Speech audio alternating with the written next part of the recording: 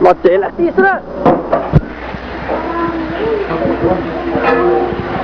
Nói giờ ai gì thế mấy cái này giờ tuần anh cái tụi tôi giờ cái tuần sai rồi nó.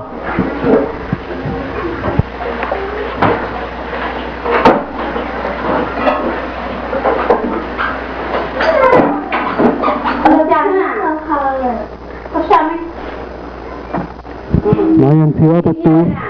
Cái là đi chê cái này là không. Cho tôi một khẩu cho tôi lồng với nó không cơ. Học cho nó thì mình tốt rồi.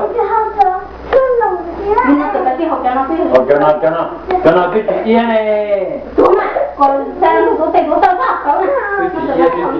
Học cái chỗ ấy là đi chê mà. Đúng rồi. Không có học nữa mà. Cho nó chỗ cái là có tiền tổ. Nhiều cơ. Dạ ba.